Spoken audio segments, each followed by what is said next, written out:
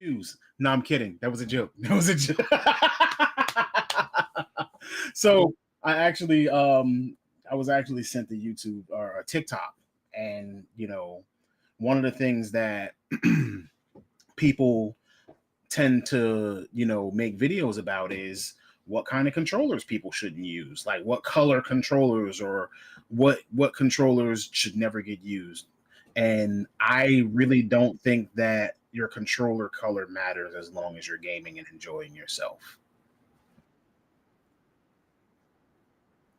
Yeah, they were basically saying something um about gatekeeping and keeping people away from gaming controllers. It was weird. It was like, Yeah, they were like, "Yo, these are the worst controller colors ever." I was like, "Yo, right, worst what?" controller colors, things of that nature. Colors nobody should ever use when gaming. I'm like, that sounds weird. Who cares? Just use the controller. Who like? Why does it even? Why does that matter? Yeah, I don't really like that. That's weird. If the controller feels good, plays good, who cares? Yeah, Like who gives a crap? because I'm gonna be honest with you. I will buy a pink controller. I will buy a blue or purple. I don't care. That's like Sometimes if I that pink need controller plays better than every single other controller and responsive buttons. Give it to me. I don't care. I really don't give a shit. Like, Hey, what's going on? Blicky, we see you over there in chat. Goji Senpai, I promise you that we will be back today. Guess what? We're back today. You know what I'm saying? We got a nice, good one for you. So I just want to make sure that everybody knows that we are welcoming you all to Start Button. So good evening and welcome to Start Button. Start Button Live, where we're here to talk about the news in gaming. I just want to be sure to introduce myself. I'm your host, King Anarchy. And of course, on the panel tonight, we have, our illustrious Mr. Time Traveling. We have Mr. Hustle Simmons, aka the number one gaming haterade guy.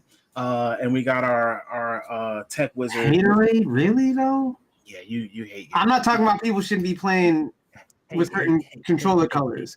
You hate games, bro. Like in my book, I hate games. I hate games, really. I don't know. Maybe we should change your name to I Hate Games. And of course, a little bit later, we should have people thinking Mr. that's actually Ryder true. joining as well. The man, the myth, the legend. I mean, he might be here right now. He just might have his John Cena on. You know what I'm saying? You can't see me. So anyway, so I'm going to hit you all with a question of the day. All right. Now, with this question of the day, I would like to ask, and I really, really, really have my own opinions about this, but is VR gaming a gimmick or is it the future? So more and more VR items are being released. More and more VR items are being revealed at CES. And all of the gaming shows, like the industry is moving forward with the VR standards. You got your Meta Quests and your HTC Vives, your PlayStation VRs, things of that nature. So I get the feeling that more and more companies are going to start getting into VR. Microsoft has shut down their VR project, I believe. And the price of entry, with the price of entry and playing VR, is it something worth investing into right now? And then the follow-up questions to those things are, what is the future of VR? Like, will we be moving forward into like motionless VR? Is it going to stay how it is? Is there going to be like some kind of eye tracking or some different kind of input control? And if you had your ideal VR experience, what would that look like? So I think I want to open this one off with Hustle. And then, everybody else will have the floor. I don't think it's a gimmick, but I don't think it's the future. I think it's more of an alternative to standard gaming, right? So it's something that you can have alongside regular gaming. It's not. The reason why I say it's not the future is because you can't see everybody using VR. At least not at this point with the fact that it causes motion sickness. Like, I'm gonna be real. I play VR. Those first 30 minutes of playing it is trying to get over the vertigo and the motion sickness that comes with it, right? And then another thing too is that VR is extremely expensive at the moment currently. So that's why I say it's an alternative to just standard gaming. It's not so much a replacement. And it's not so much like it's not a gimmick. It's definitely not a gimmick. There's very valid games that are in VR, especially now. But as like the future, if they can lower the introductory price to it, cool. I can see that then, right? Because you're looking at how much does a PSVR 2 cost? I believe PSVR 2 is like $400 or $500. I'm not really $400. How much is the Quest? The Meta Quest 2 is, I believe, either $250 or $300, and the Meta Quest 3, I believe, is like $4 or $5. Okay, those alone I can see because those are standalone, right? But the PSVR 2, that's an add-on to an already $500 system. So it's in this weird space where I guess they're trying to carve their lane towards it, but there are valid games. Like what's the new one that just came out? Like Asgard's Wrath 2 or Asgard's Ascension, something like that. PlayStation VR 2 is $549.99. Wow, that's to $599 with Horizon Call of the Mountain. It's a lot to ask for.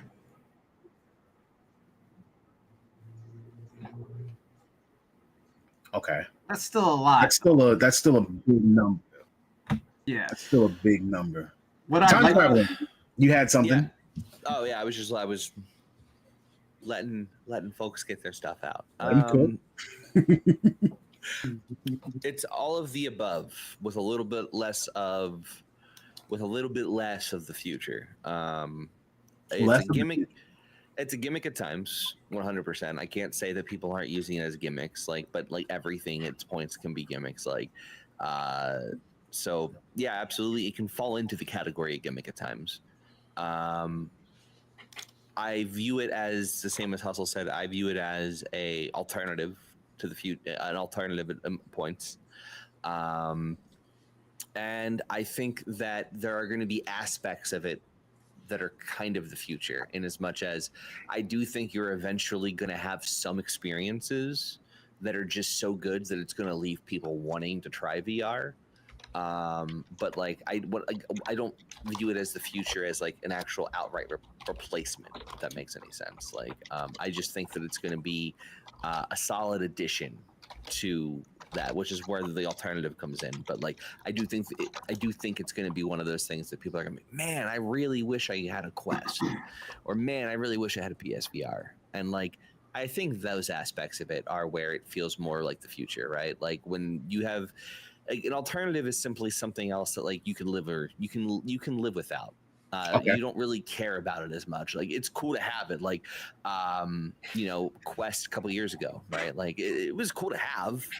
But I think as time goes on, there's going to be more of those experiences where it feels like you're missing out. That FOMO hits, and I think that's kind of where I think the future part comes in. Not so much as a revolutionary thing, just it's going to be something that a lot of people want, versus need to have. Okay, so my own opinions of it are personally a little bit somewhat in agreement. So right now, I think that VR is a complete gimmick. I think that the Wii was an experiment to get VR launched off the ground and actually move us into VR. Virtual Boy, they've been trying to push VR for over 20 years. So we had Virtual Boy, we have the Wii, PlayStation Move, we had the iToy, we had a Kinect. We now then moved into PlayStation VR, PlayStation VR 2, the HTC Vive, Oculus. We've moved into a whole bunch of different things. I really do think that it can be extremely gimmicky. Now, can it be the future? To be honest with you, if VR could function as console replacement, then yes, I could see it being in the future. I don't see everybody willing to full dive into a VR experience if they have to jump around and move around. You can go ahead. Right. All right. So I'm going to stop you right there. You are looking at it from your perspective, right? Yeah, this is my opinion. Console replacement for you. I think it's already there. I think it's already a console replacement for a lot of people. I think you could go buy a Quest and not need to have a console if you are a casual. If you're a casual gamer, no, because like you have a hard time. I think there's that caveat if you're a casual gamer, just because the library's not the same. But like, it's a multi-billion-dollar industry now. There are more casual gamers than there's core gamers at this point.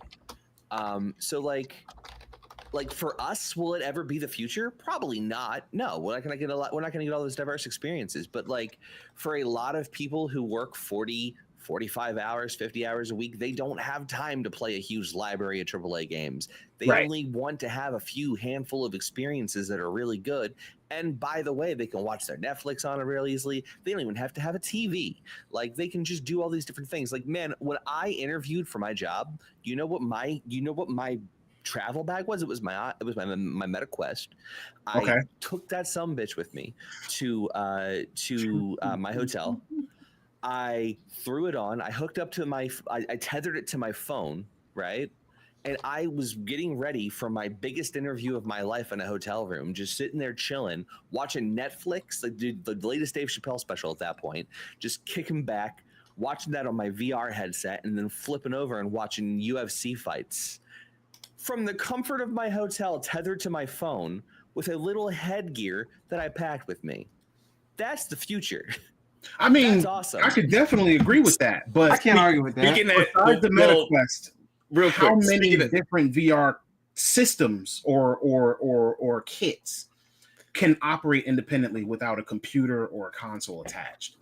Real quick, speaking as the most blind person here. Actually, you're probably not. I am pretty bad for people like me for long term. So that's my thing with not getting VR yet. But that's where I don't see it being like more mainstream, until we improve technology a lot to where like I said, like I literally just got brand new glasses, got an eye exam this fucking other day. It's like my eyes suck.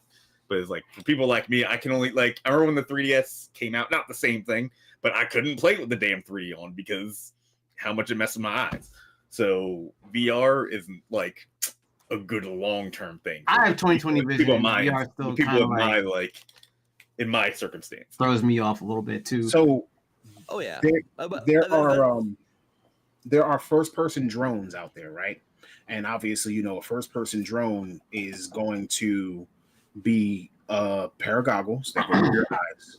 So they actually have the DJI Avata is a first-person drone that you put the goggles on, and if you wear glasses, it actually has a corrector. So it's a lens corrector that will allow you to take off your glasses and adjust for your bad vision. Huh. How much does that run you? The DJI Avata, I think it's like $900. But you're talking about a drone headset, like it's a drone. Like that is used for work purposes. Yeah, like can you imagine having to do a spin with that, a barrel roll with that? Yeah. Throwing up all over the place. Do a barrel roll. They can do that, and it looks crazy. Now, to be clear, that argument was mostly about I don't think VR is a gimmick for the reasons I listed, right? All of those things were core experiences that completely changed my I loved my headset before, but that completely changed my perspective of what it means to have a VR headset in the future. Because a VR headset and all these things are more than just playing games. It's the way you experience content. There's really good YouTube videos out there that are done in 360 panorama kind of style. Using capture spheres and stuff, and that lets you experience that. It lets you experience new forms of interactive media. They have short movies and stuff on there. It's pretty cool. VR is definitely gimmicky at times, like I said, but there's a lot of really cool experiences. I hate to tell you though, but VR, VR porno.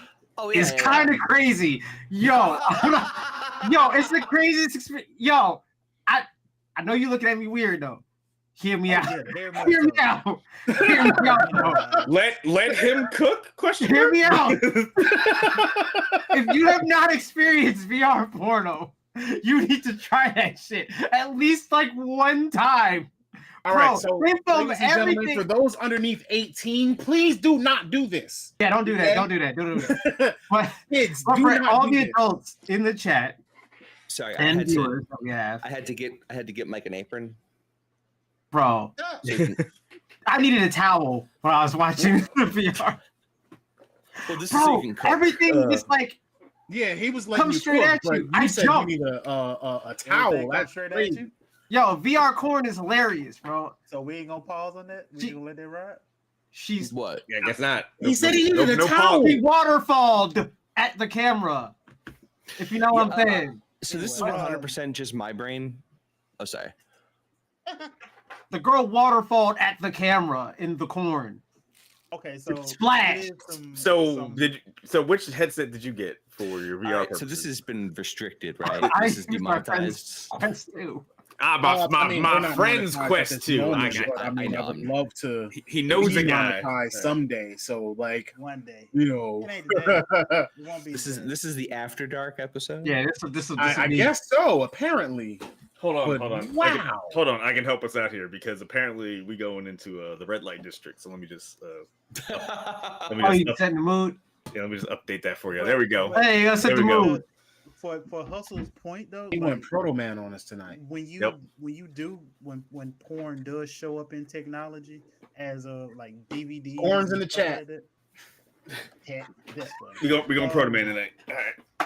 They tend to push the video technology pretty well though. Yeah, surprisingly. If it catches on, I guess half awesome. If it catches on, could be something. I don't think it's a gimmick though. It's all in POV too. Yeah, the entire thing is in POV, so it's like you're there. I mean, I'd hope so. You want to get? You want to be like a VR fly around camera of the scene? That'd be weird as shit. VR cut porn. I really want to see the angle from that end table over there. Like, let me look at that. It's like. So I think that we're gonna have a lot of stuff that we can use after this. Yeah. So this was definitely yes, Rain. They do really have VR corn. There is VR adult content. It's called Maze. And Goji Senpai says VR corn is you in the perspective of the cameraman. If the cameraman was getting some buns, because you can't have corn without buns. Pretty much, it's basically wearing a GoPro or something. I'm about to say that. Is it just wearing a GoPro? Yeah, I guess. I don't know. So let me ask a question. Hustle? What you mean? What in your experience? I'm assuming they use a GoPro. So let me ask a question. And I know I'm going off topic here. It's on topic, but off topic. So if like you're doing that in VR, right? And you look down, do you see like a body? Like if I'm black, do I see like a white guy or like or vice versa? Like if whoever's filming it. So if it's a white guy, it's gonna be a white guy. Not to choose your character like situation. So right, like ain't there yet. Choose your character. That would be wow. That's a $1 billion industry right there. Choose your own dick. Bro, why you That is crazy. Everybody just go for BBC. Yo, let me write that down. I promise you, we're not doing this on purpose. But all right, so now we had some topics. I know it came a little late, but apparently some topics. This is all Hustle's fault. What? I'm just saying there's benefits to VR. That's one of them. Let's change it up. We're gonna go green. But no, Rain, because like if you choosing a VR, right? Because you in VR you can kind of like be a person, like you are that person. So choosing your own avatar on a real person. You know why? That's kind of a idea. Write that down. We need to market that. Can you manipulate the scenario at all, or is it just like watching? Hey, Tones. This is actually a pretty relatable topic. What do you mean? Well, yeah, it's a relatable topic because, you know, as a young lad growing up, because I played too much Magic, this would have benefited me. I would be like, wait, where does Magic and this come together at, bro? I'm letting him cook. I'm just well. I mean, as a young nerd who was awkward as hell. I mean, having VR porn would have been amazing. That is all right. So that is true. all right. Never would have left There the are house. times where they Would have exactly. There are times that they consider adult entertainment as therapeutic. As much as it could be detrimental, a person who is a more lonely individual, it could be considered therapeutic. So yeah, VR, VR adult entertainment could definitely be something that would be beneficial to society in some way or another, especially if it helps people with things like rage and aggression. That virtual experience could definitely 1000%. And this is why we always like to kind of promote gaming. We want to promote people to do the things that they like. There's no real judgment here, unless you're hustle. And then we're going to judge you from here till Sunday. Wait, what? Why me? There's no real judgment here, but I'm just letting you know. Judge you, But we're just letting you know. Like we definitely is it like a sin version of phone sex? We definitely encourage embracing the things that you like, and if you like that, that's wonderful. Like for me, if I step into the world of VR, I want my experience, and this is going to be a really, really, really bad example. So I'm actually going to alternate my example. I was going to say I want my experience to be like Sword Art Online, but I don't. I want my experience to be more like Shangri-La Frontier. Never seen it. It's a relatively new anime, but basically it's their experience inside of a game. Like he plays a bunch of trash games, but like with their VR headset, what you do is you put it on and you lay down.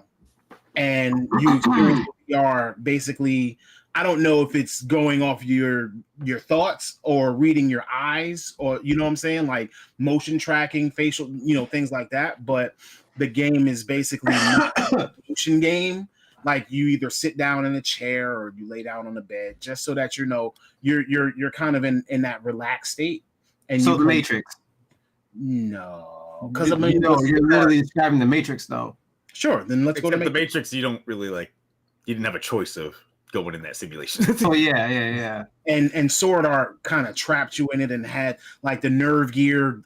It was weird. So yeah, it was like wires the brain, if they could find a way to do that without being intrusive into my brain or allowing me to, or kind of making it so that it adversely affects like my thoughts or could trap me in a game. Sure, I would definitely 1000% try that. You know what I'm saying? Especially for like RPG, whatever an RPG is. So kind of like a brain dance. Yes, a little bit. Yes. That actually would be a good idea. Like the way that we see things, it's very possible for it to happen, and they're definitely like doing things like that. Like how long do you think it's going to be before humans actually have a freaking input in their wrist or an input somewhere? Like 10 years. We're getting there. They're in human trials now. Yeah. See, that's what I'm saying. Like, if we already have inputs and links. If we put on a VR headset and link, then we can control ourselves without having something where we got to do all of this all the time and risk destroying my entire room. I've been saying that would be dope. That experience. That isn't VR though. Like that would be like a secondary reality, like NR, neuro reality. True. I think that the immediate future is going to look more like the devices getting smaller and smaller. That I could see too. Like for me, I've been saying for about 5 or 6 years now. Oh, sorry, my monitor came unplugged. 1 second, I can't hear anything. Oh no. I've been saying for the last 5 or 6 years that I think where things are going eventually is I could see a world where they figure out how to get augmented reality kind of tech, because AR can combine with VR. Correct. It's weird. I can see where they get augmented reality tech down to being like a contact lens or something. I mean, they already tried with augmented reality.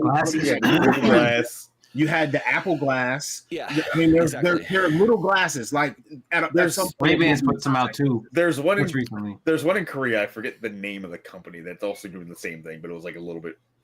Obviously, usually most things that are over there do a little bit better than this. I forget the name. I gotta look it up. Now, Ray-Bans has them out now. They have Ray-Bans has AR glasses now too. Mm-hmm. Well, yeah. Apple's device, it's like an augmented reality device. They're not calling it a VR headset, but that releases in February. I have a friend who worked on that. I don't think I've seen that.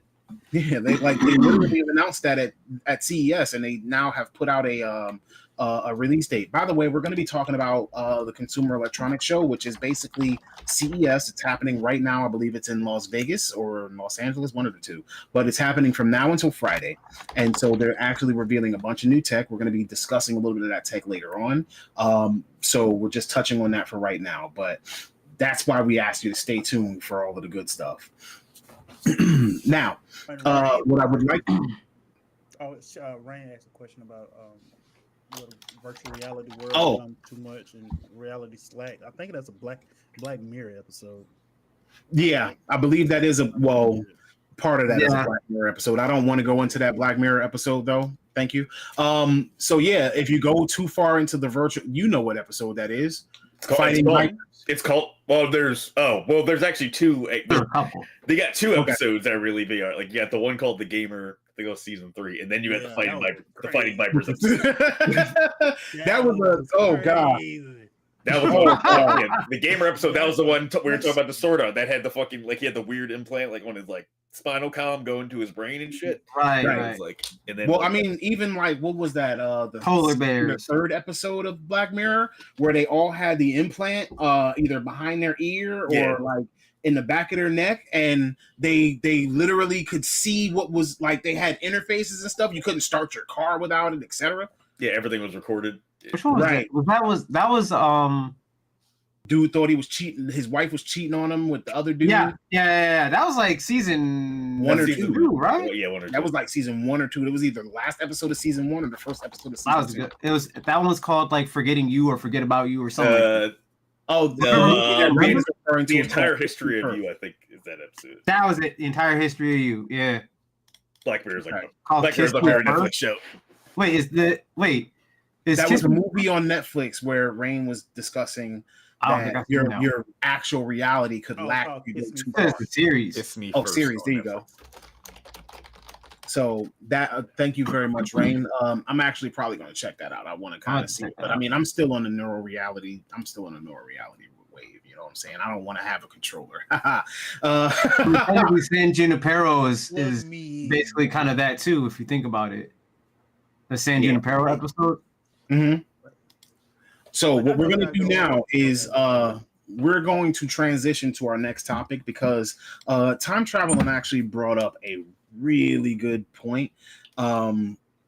So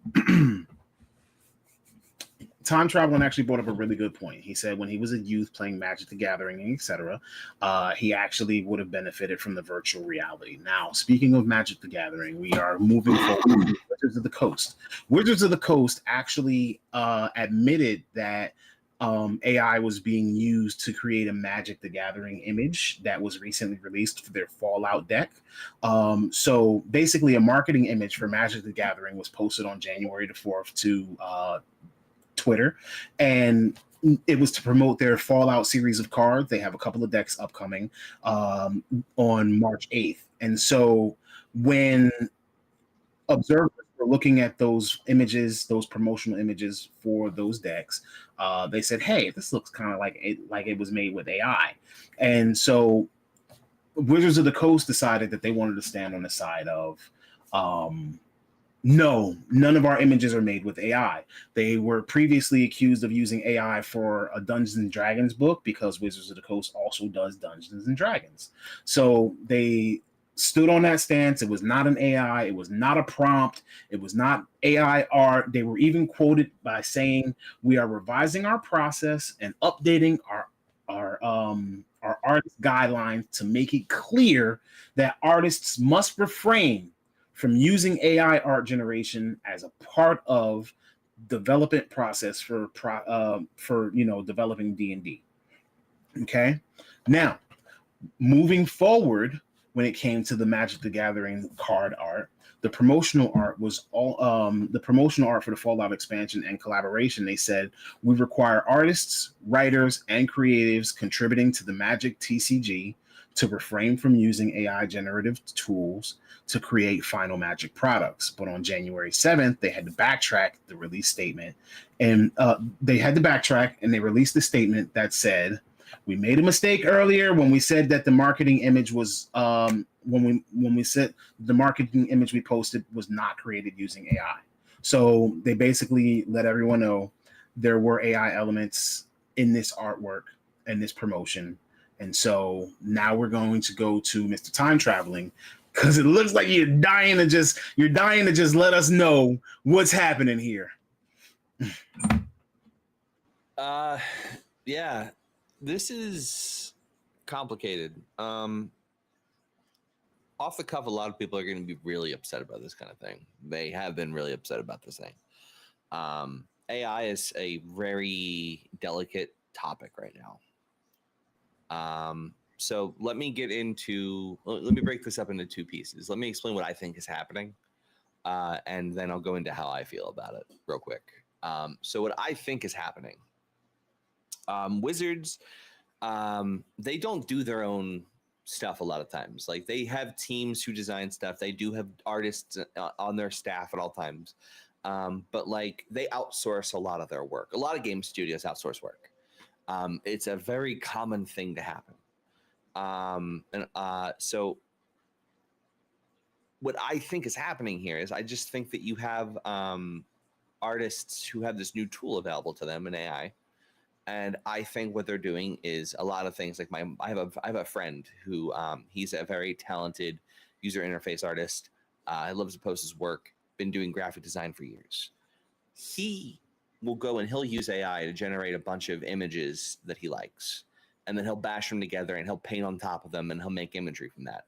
That's what I think is happening here. I think they are using AI to help build a base. I think they're using AI to help cut a 20-hour process down to being a 3-hour process is what I think is happening here, because like there's a lot of work right now that needs to get done in the industry, and there's a lot of different reasons for why there's not enough time, not enough people to get all that stuff done, between hiring, between just like not having enough throughput to warrant hiring more people at all times. Like, sometimes you just have small bursts where you have a lot of work that needs to get done, and that's where people work overtime and stuff.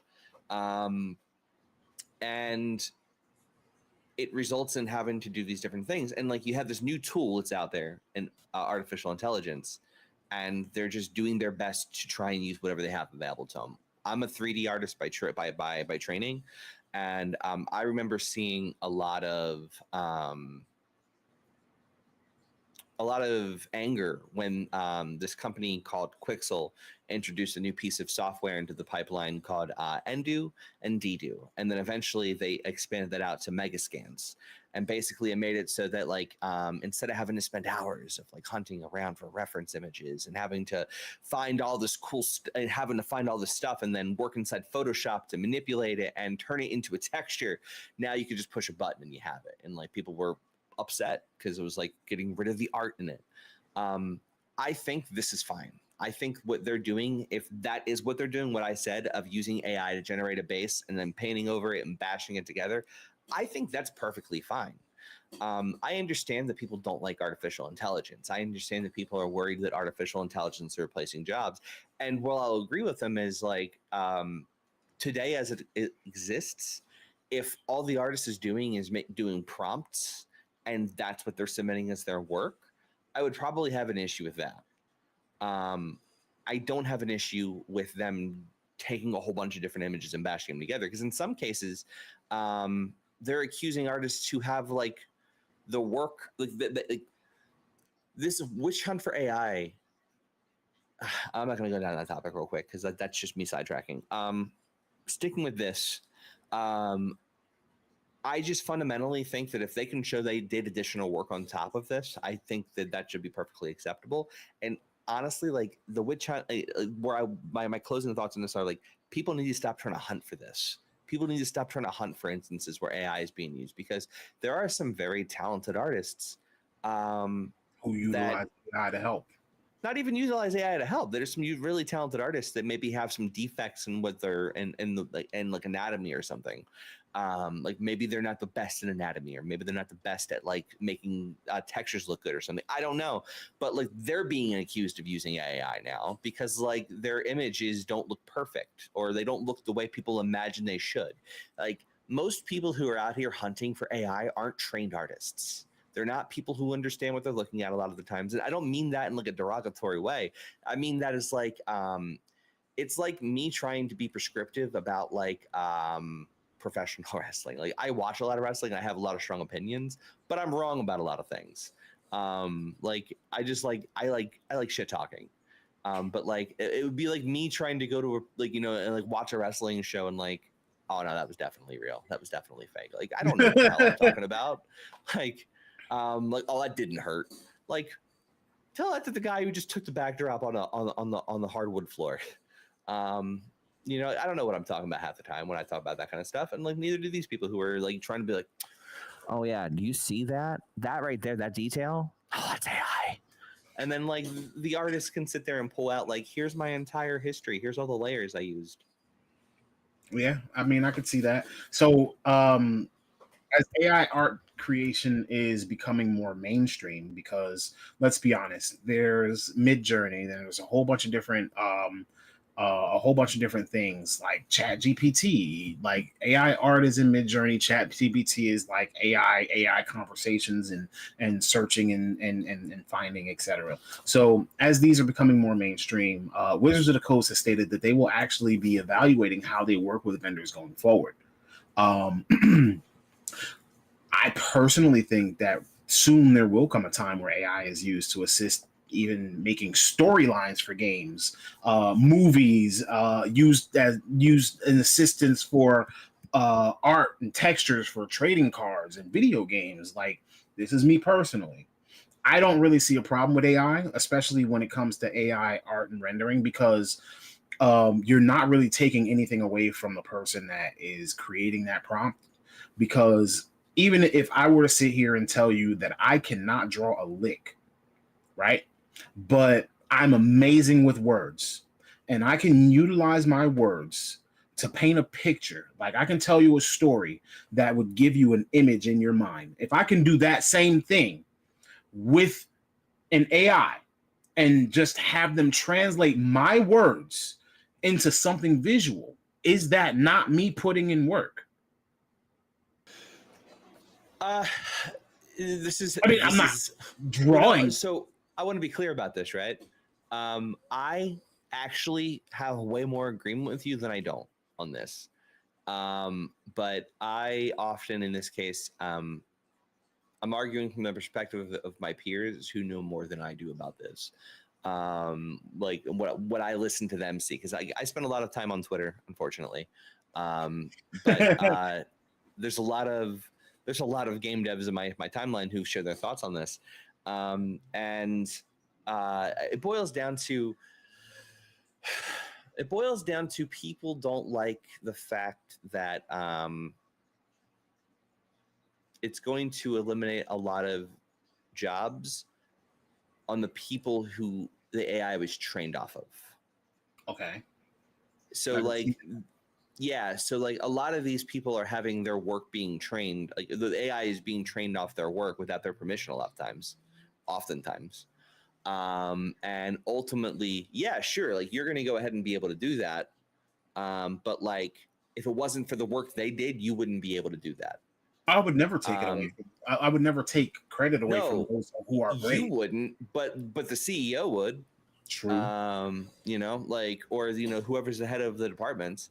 Like, it's not your fault that that's the case. Like, it's an unfortunate reality that's coming, but that's their perspective and why they fight back so hard against it. If you even crack the door open even a little bit for this, then it's just going to open up the floodgates for everything.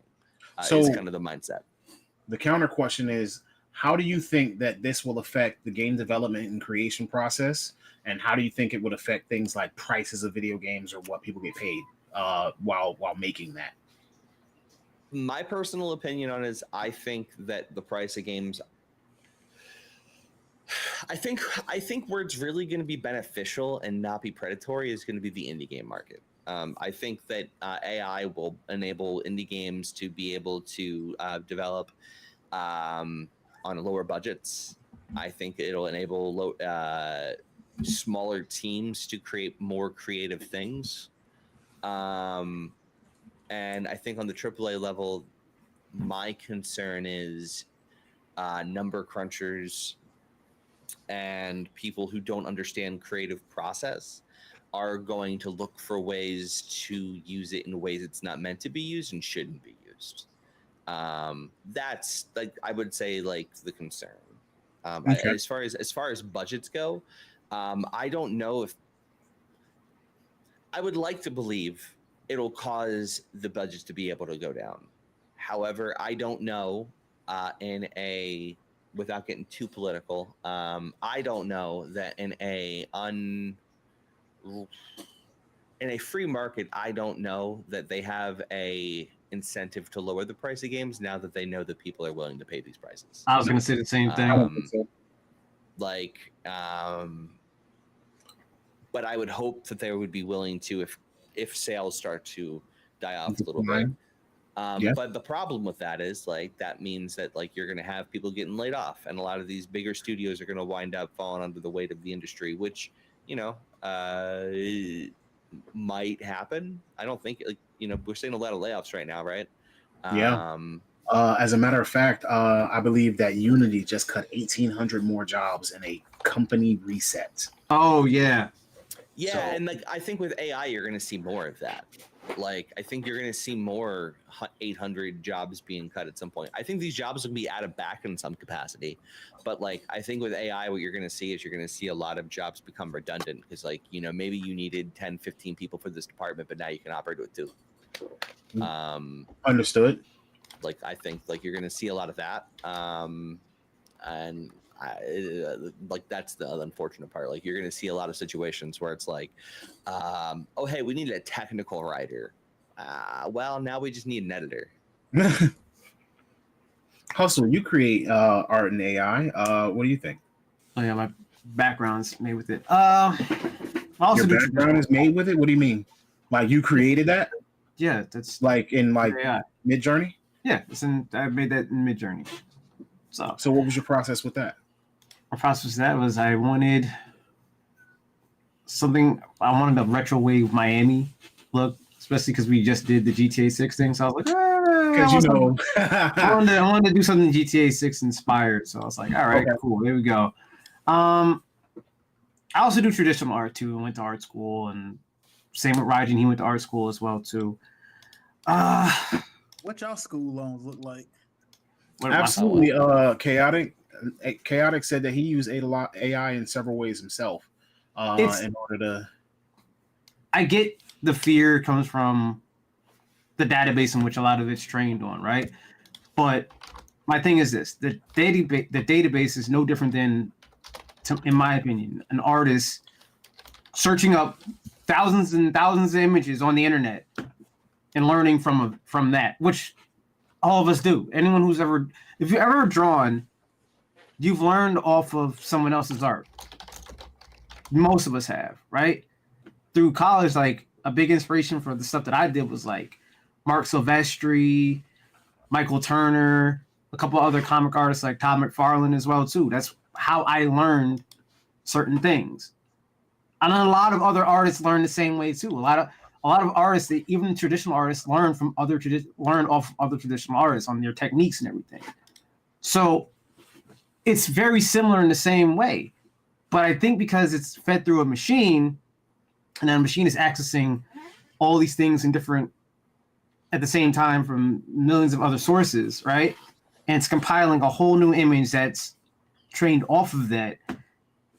It scares people in a way, because in a way it feels like theft to them. I get why a lot of people feel that way, because number one, it's not really explained thoroughly at all how the process of things like Midjourney actually operate, right? So then because it's not thoroughly explained by the creators of Midjourney or DALL-E or something, things like that, media is able to run with it in any sort of way and just be like, hey, look, it's learning off of other artists, as opposed to like, it's really more like, I want to say a collage, but in the same way, kind of like a collage, sort of. Not really, but like.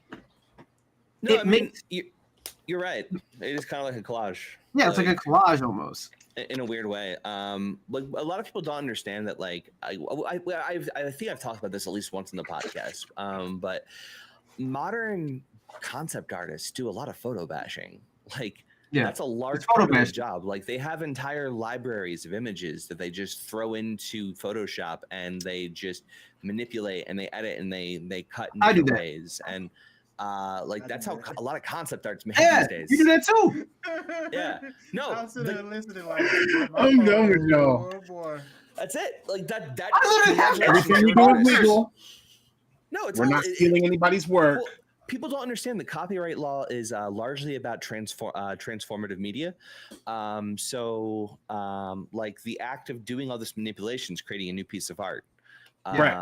And it drives me crazy because a lot of people don't understand, like, yes, just anyone can go and plug stuff in and get decent looking stuff, 100%. Right. But to get what you want requires an understanding of the sentence structure. It requires Extreme experimentation, requires like Midjourney from ChatGPT is entirely different. Like, I'm not subscribed to Midjourney at this point in time. I just do ChatGPT. Probably going to change it up soon.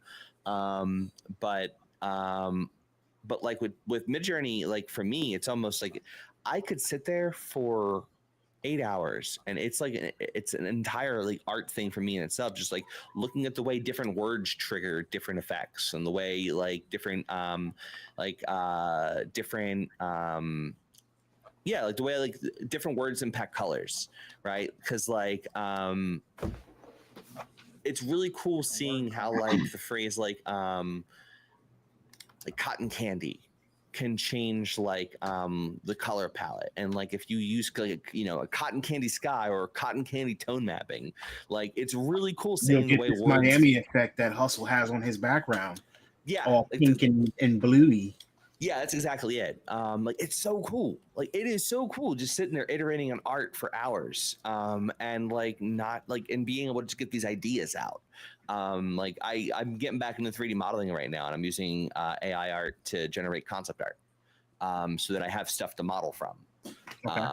And like it's been so cool. Like I love it. And it's frustrating that, you know, to Hustle's point, like people are misrepresenting it. But part of like this is part of a larger problem where a lot of people don't understand half the stuff that goes into this stuff. Like I'll be sitting there listening to people try and like talk about the way software companies work, and like they just don't understand, or the way like software works, and it's just like no, it is not like that.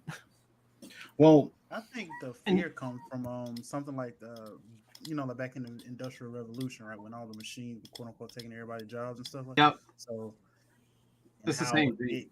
Yeah, pretty much the same thing. It's the same thing that when Photoshop came out and digital. Remember digital art when it first came out? What did traditional artists say? What did traditional artists say when digital art was a thing?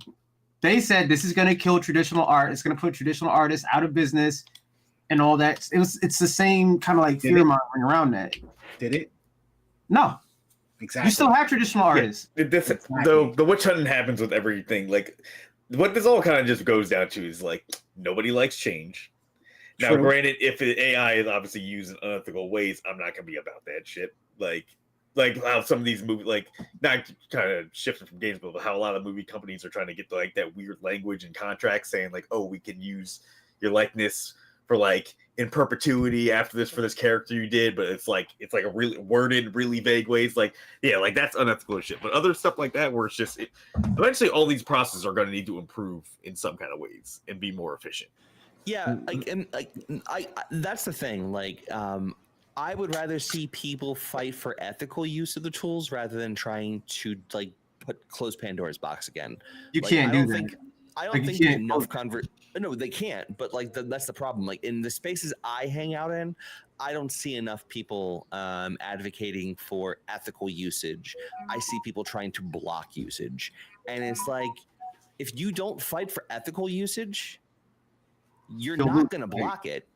You're just going to be up shit's creek once it happens. How about you negotiate? How about you fight for ethical usage?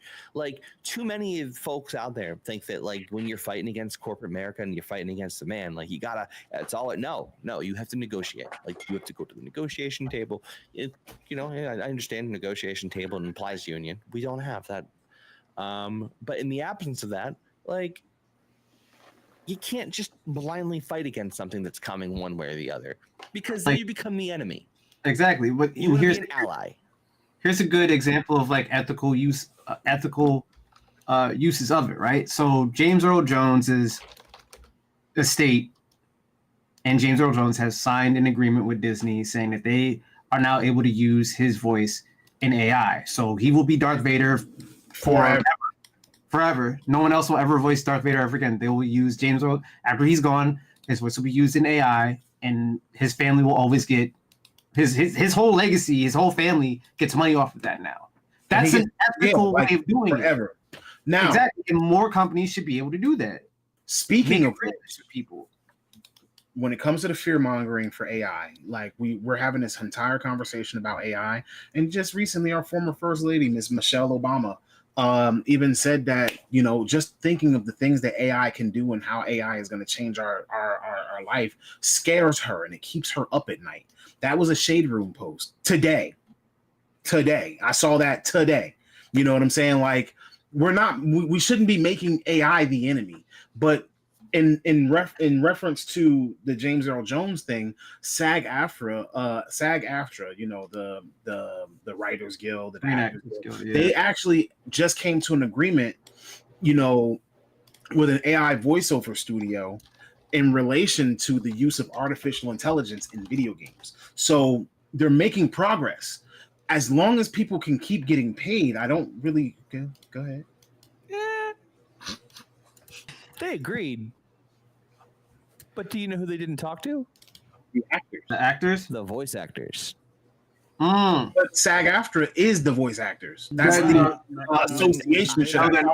They are, but I'm saying that SAG did not consult voice actors. Yeah. SAG didn't feel bad.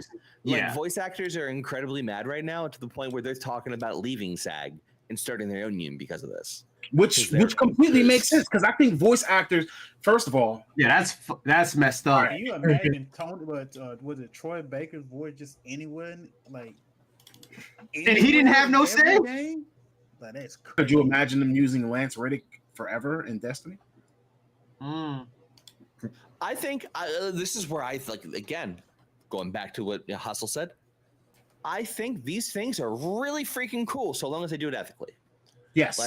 Yes. Like for me, I want the actors to be paid in perpetuity. For each use. I want there to be not even just each use. I want there to be something that's equivalent to the hourly rate for which they would have been paid when they were recording.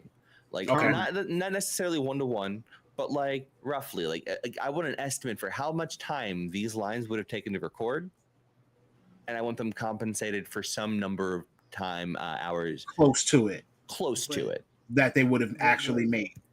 With Tom saying that, like, it will not be that way, because that's the whole thing. It won't. You're talking about big corporations. I'd be, you know what? If the actors agree to whatever they agree to, I'm just saying I want them compensated in some way, shape, or form for it, right? I'm not like it doesn't. Like, what my opinion doesn't matter here ultimately, right? I want the actors to be happy is what it comes down to. True. I want something that them and their families can be okay with. That is what I advocate for. I just want something that the actors feel like that they aren't being screwed over. That's it. So now I also wanted to say that I do think that voice actors do need their own union. Actors and voice actors should kind of be separated because they don't get treated the same way. Like, I'm talking cartoon voice actors, I'm talking video game voice actors. There are people who literally make their entire living as voice actors. And I don't think that voice actors get treated the same as your recognizable screen actors. And I do think that even though SAG may probably look after actors, I think that they should have their own. Go ahead, Hustle. Hold on. Hating that shit. It ain't hating. I get what you're saying by separating them, but I'd be okay with that if regular actors weren't taking voice actors' jobs. I mean, I agree with that too, but that's my something thing. that can be like, it's hard negotiated when those are separated. Also, what so that take over voice acting positions, which was a big. Go ahead. To Tone's point, separating them would make it so that if you want to do a voice acting gig, you have to be a part of the voice actors guild. also. Okay. Like, Okay, all right. That's how that would work. All right, I'm cool with that. That makes sense. I mean, it sounds like it makes sense to me. So, now we did talk about big corporations, so let's get into it with Microsoft today. I'm sorry, but we got a little bit of a funny story for you guys. So I just want to share a little bit of information, give you a little bit of background of what's happening and what's been happening since somewhere around the new year. Obviously, people get games for Christmas. You know what I'm saying? Like when you get those games, you want to play, you want to enjoy, you want to experience it, you want to share certain things with your friends, your brothers, your sisters, etc. Right? So the story here is, and it goes as such, an Xbox user was banned, and he went to Reddit to tell the story. An Xbox user was banned for recording his Baldur's Gate 3 companions in the nude.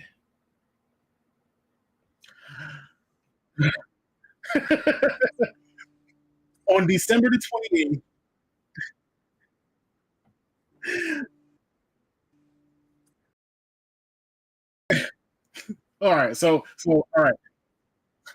Simmer down, everybody. So on December the 28th, a player on Xbox went to Reddit and he wanted to warn others not to record clips of the intimate scenes in Baldur's Gate 3. He explained that he was recording clips so that he could show his brother the sausage physics.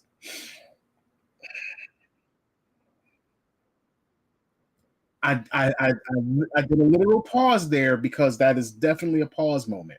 I had to quote because these are not my words.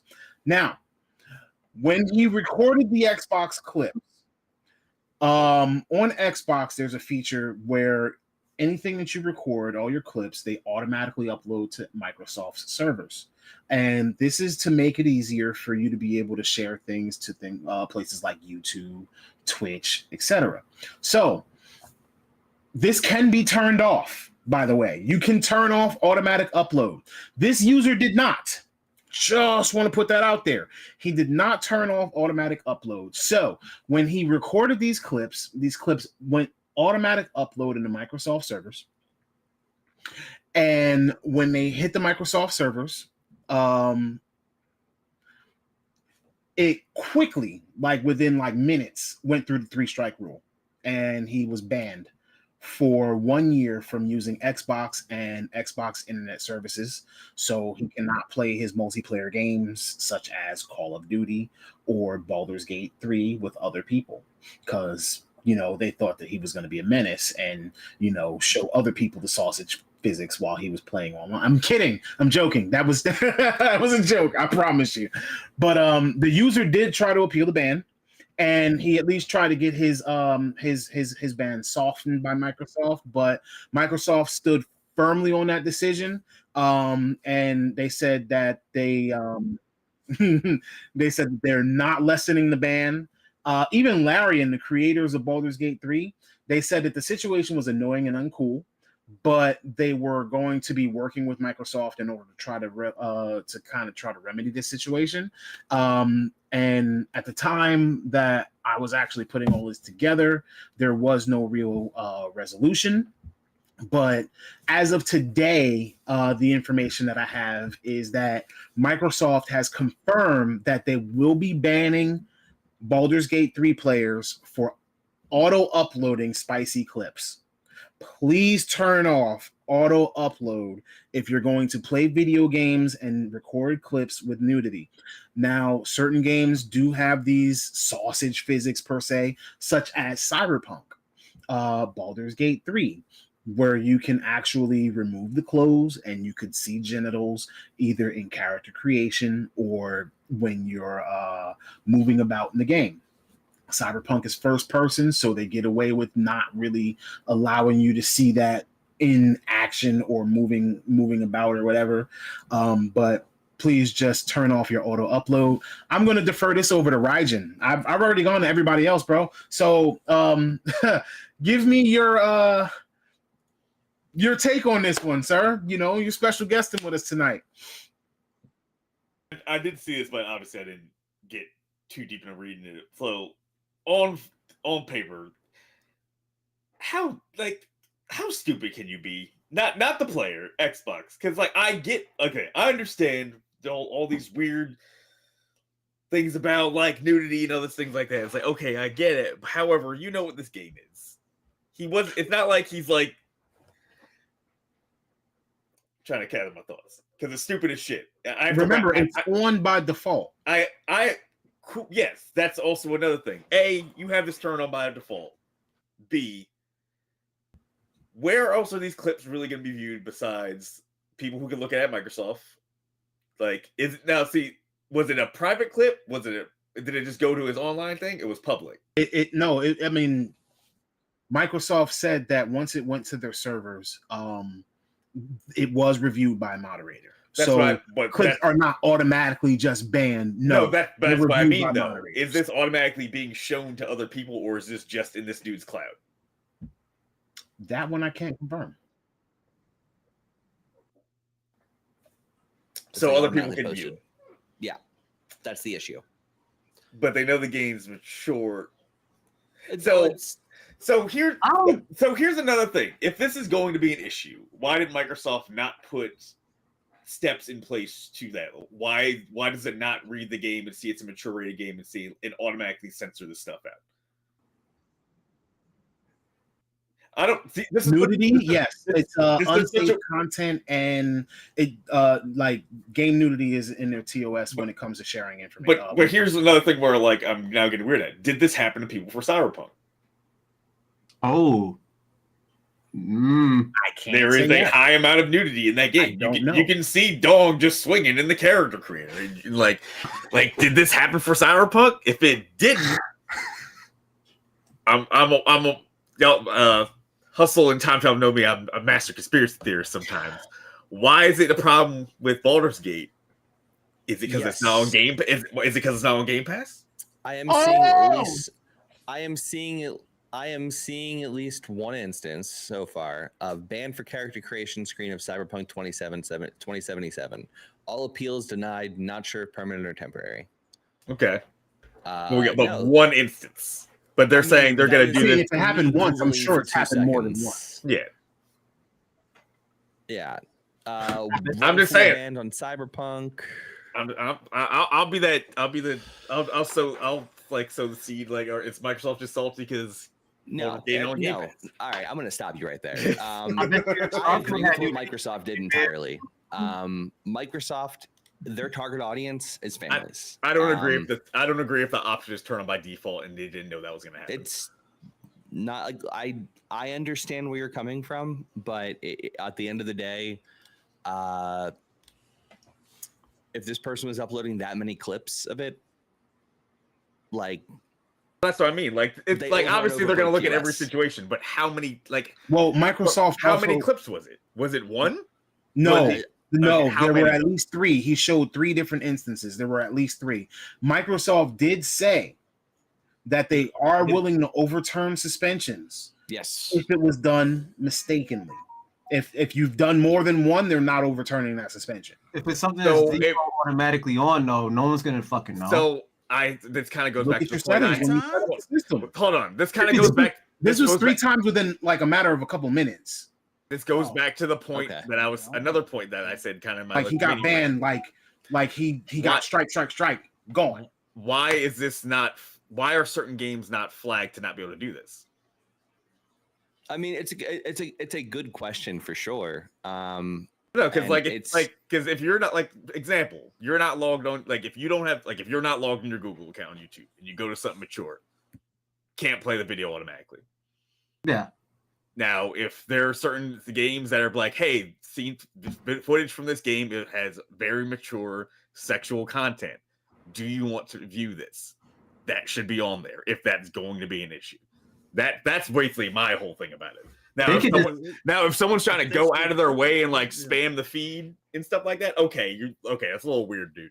But it's like if there's certain games where it's has sexual content like that, automatically it should be like, hey, you need to approve, click a little box and say you want to watch clips from this. Verification. Yeah. Yeah. I think it's insane to suggest that this is over Game Pass, though. That's insane. I know I'm wrong. I'm just being a little devil. Oh no, it's not. For me, it's not about. That was a step too far. Wait a minute. But for instance, with any game, I'm a PlayStation player, so if there are games for instance, the PlayStation will kind of read where my progress is. And when it will pop up saying you can't see gameplay of this scene. Actually, Cyberpunk has gotten people banned for photo mode, for people taking pictures in photo mode. Of what? What do you think? Really? I didn't. First off, you can fuck prostitutes in that game, and they show everything. You can do that in photo mode. Yeah. Oh yeah. No, you can have. Oh yeah. No, I've never done that in photo mode. Bro, just because you haven't doesn't mean somebody hasn't gone. I'm just saying, I'm shocked by that. Going off what Tone just said, that kind of just goes with my point too. PlayStation games will pop up gameplay recording or images blocked from this certain scene. Yeah. Or it'll say this is a spoiler. If you're watching a video or even looking at a trophy, it'll tell you this is a spoiler. You're not here yet. Yeah, no, there's literally certain things. I remember starting most recent example, in years, Persona 5 Royal. I remember the start of the game, when you hit certain boss fights or certain cutscenes, it's gameplay recording block. Yes. And it's they automatically block recording for things that either developer doesn't want to be shared or shouldn't be shared, etc. So PlayStation will automatically block your recording. I can definitely agree. They should 100% have those things in place. I think that would be very smart. However, at the end of the day, I trust that their moderation team went through and reviewed it, and this person isn't giving the full story. It's very possible. That's how I feel about it. I feel as though a lot of these situations, if we had all of the information, our opinion would be changed. If it's as they say it is, and this was an accident, and the moderators aren't overturning it, no, he never said it was an accident. Oh, no, he just said that he didn't want it to be uploaded to their servers. Well, no, that would be an accident. That's what I'm saying. If he didn't realize that it was automatically uploading and go in public, and he didn't know all this, and legitimately he did not know, and they had no reason to not believe him, and he could prove it even. I would say that Microsoft is being unreasonable. It's just in my experience, I don't always trust these as written, because more often than not, it's someone who made a mistake, got upset, and not made a mistake necessarily, did something that they weren't sure if it was they were probably legally on the line. Yeah, right. They were probably trying to go with plausible deniability, and they screwed up. What I will say is, so obviously we know that users tend to break things, right? But why not have safeguards in place to prevent certain things from happening? Not having automatic upload turned on by default. Upload failed. Yeah, I mean, even if upload is not failed, not having it go public by default. 100%. They should have those. I agree entirely. Yeah. I don't have a disagreement there at all. Because these are your paying users at the same time, and especially with kids. What if it was a 12-year-old kid who had Baldur's Gate 3 and was like, ha, look, mom, look, let me, I'm gonna send this to my friend. I mean, now you're taking 12-year-old. I'm just saying, if the parent bought it and now the kid doesn't understand why he can't play his Xbox for a year. Right. So, but, When let his me ask you, mom but paid let me for ask you a question though. But let me ask you a question. Does that matter? Like you have a 12-year-old sending adult content to other 12-year-olds. Like This is that kind of also screams true. like you should have your account This taken is away. true. This is true. But what I'm saying is, Like why your not have example free there is a cards? good reason to ban them. I mean, of course. Did you run face first to that? But what I'm saying is that wow. what if like this is some like, first of all, that's on the parent. I can't parent someone else's 12-year-old. No, you can take away their privileges because a parent couldn't parent them right.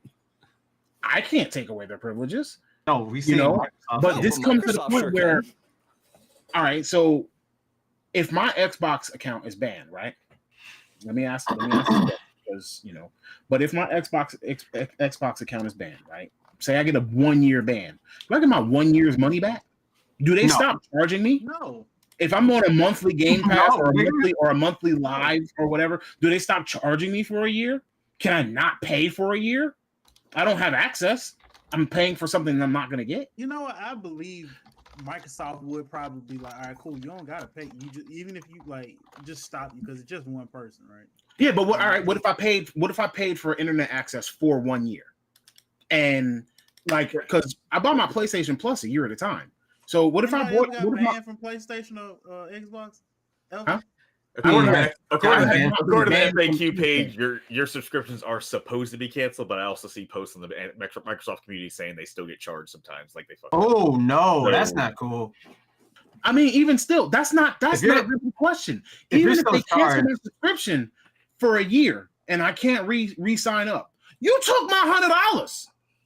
But in the terms of service, if you mess up, like, so I know other games, right, I know Destiny does it. I mean, like, if you pay for the year subscription, and I mean, like, not subscription, but all the DLC for that year, and you F up bad enough, you just won't play.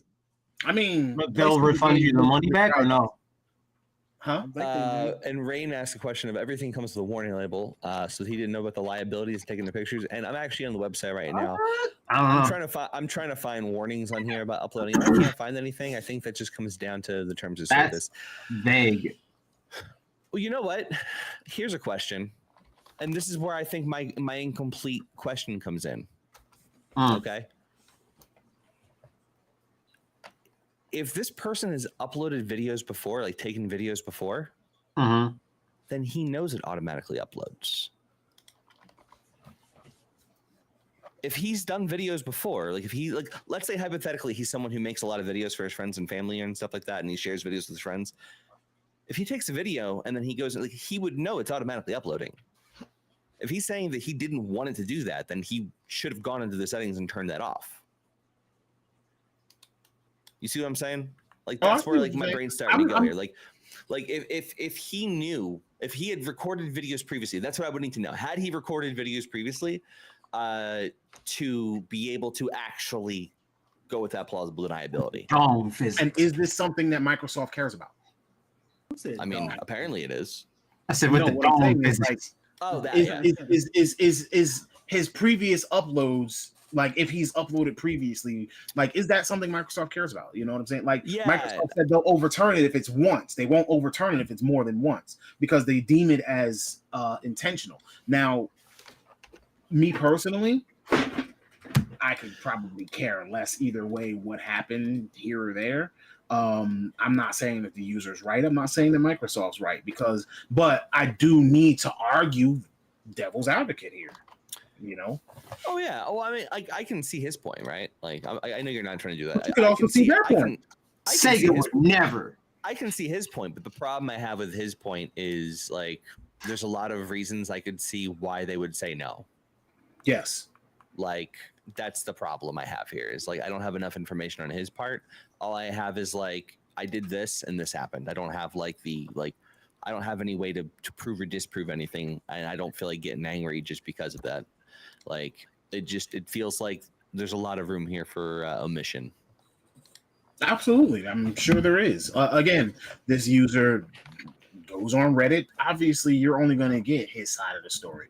And when Microsoft presenting their statements for said argument, you're going to get their side of the story. We don't know if this man just got an Xbox for the first time. Yeah, that's a possibility. That could have been it too. Hey, what's going on, Alex? AKA Solidus. So everybody, welcome to Yo, what up, Alex? What up, Alex? Yeah, it sucks. It sucks for them. Definitely, I feel for them. They're like, no multiplayer for you. I don't feel for them because you recorded like that and just you kept like one. It's weird that you recorded it and sent it to your friend. You want to show his brother? What you mean? So you want to see some elf titties? I mean, we don't have VR porn to hear now, so I mean, whatever. Before I go further into this, I just wanted to say that Quan said that he has to say pause every time I say sausage. So but let me be clear. Sometimes you're not you be playing a game, and when you start seeing a little thingy go like this, you kind of have to laugh at it, and you be like, "Hey, yo, let me go show my dude real quick." You know what I'm saying? Like, I've been known to hold my phone up, like, "Hey, look at this." So, all right, I have to get this out of the way real quick. There's nothing wrong with that, folks. However, I can't say my first reaction has ever been, "Let me show my boys this dong." Like, that's just. I don't know about dongs, but like, hey yo, dong, like the sausage. I've never once had the thought of I need to show my boys some sausage. That's just not a thought that's ever crossed my mind. I never hit y'all up when I was playing Cyberpunk. Like, yo. All right. So you know what? I lied. Second Life. That's about the only. Yeah. That's like the only time. It's like, yo, check it out. I got it just right. So let me be clear. Exactly. That's different though. That's like, what do you think? Is it the right proportions? Like, what are we good? Is it? Oh God, no! Cut it in a queue. I'm not sure if the girth's right. All right, I'll stop. Almost spit my shit out. So let me be clear. Anyone who should I get it permed or is it coarse?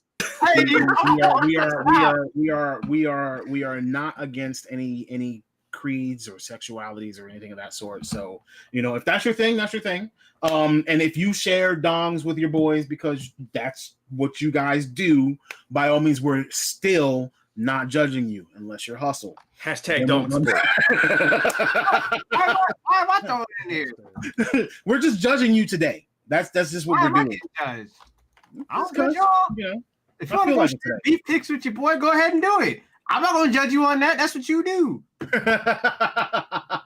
Alex said in Baldur's Gate 3 character creation, I was print screen Control V in Discord. Wow. The server got it. It happens. I'm just saying. Sometimes it's so obscene. I'm just giving you crap. You can't just give hustle all the crap. I'm just saying you don't see that very often in games where it's like, oh, you don't see dongs very often in games. That too, but you don't get to choose your size either. Like what? Surprisingly, you're seeing them more often these days. Nowadays, yes. Equal opportunity. We can adjust the titties. We can adjust the dongs. Exactly. Oh, don't forget, you full representation. You can also adjust the vulva. Oh, that's right. Yeah. Baldur's Gate 3, you can actually adjust the vulva. That's important. Cyberpunk as well. Important character details, man. With hair, without. Camel toe, no camel toe. Bro. With hair, without was perfectly adequate, I guess. Roast beef. But yeah, so I mean, again. Oh God. Oh, I'm not reading that one out loud. I'm not reading that one out loud. I What? It's just what? He just said BLM. That's good. That's on point. I don't get it. What's wrong? Yeah. Oh God. That's good. Can you pick clit size too? Is that not? Do we not believe that BLM? You can size 2 in Baldur's Gate 3. Bro, we switching to DLM. Do you not hear what the conversation is going around? You said you could use the vulvas. I don't understand. Bro, you could do I'm traveling. Just asked you if you do not believe in BLM. Do you want a hat on or not a hat? Turtleneck, no turtleneck. Hey, Pac, please don't cancel me. I need my job. I got mouths to feed. Turtle, no turtle. No, bro, I love you. I promise. No. Cancel. Yes, but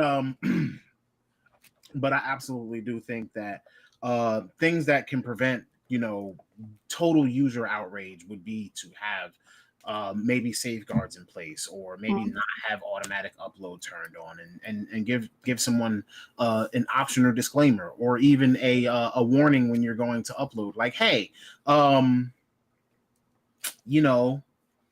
you're about to upload this to the server. Are you sure you want to upload this to the server? Just a confirmation. Or how about the image is blurred before you actually have to click on it and agree to see it, like on Twitter? Well, again, just a set of confirmation. Are changed. you sure you want to do this? Could actually, and then if a person says they're sure, then that's something else too. Oh, hands up. You can just call me Gerard for now. Oh, yo!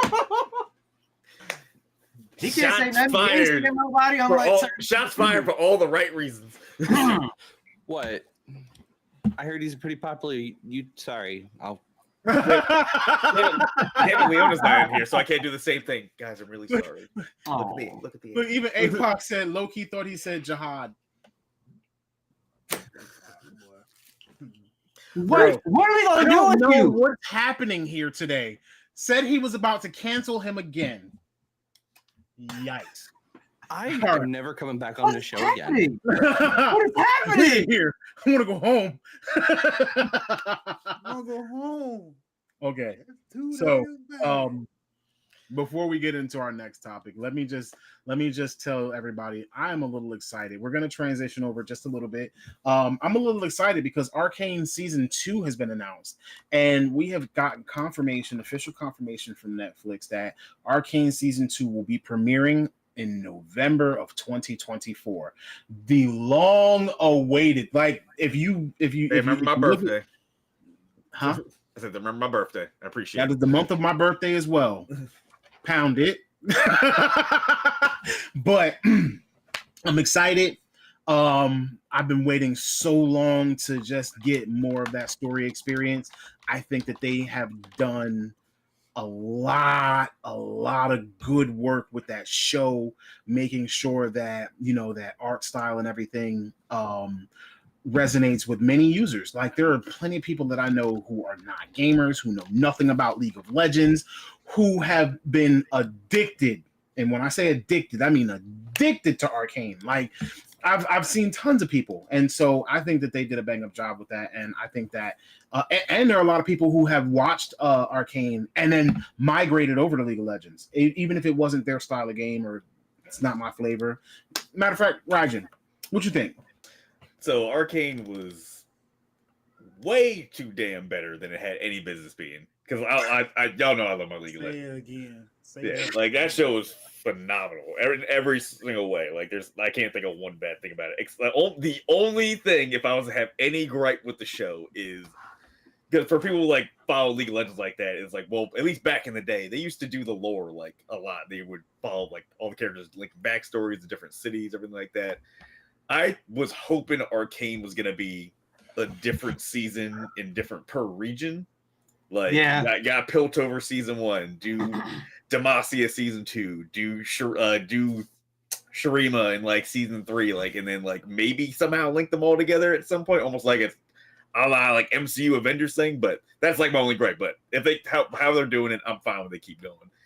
Like, I don't mind the changed lore a little bit in certain characters, just because how they fleshed it out, gave certain characters certain backstories besides like, here's 3 paragraphs on this character. Nah, we're gonna give you full on your emotional investment in these characters, the backstories, and shit like that. I don't know. Arcane's one of the best animated things we've ever got, so I can only gush about it so much.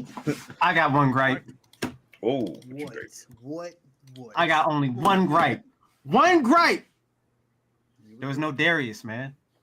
That's what I mean. Where was he at? There's no knock. That's what I'm saying. Where was Darius at, man? You can't show Darius if you don't go to Noxus.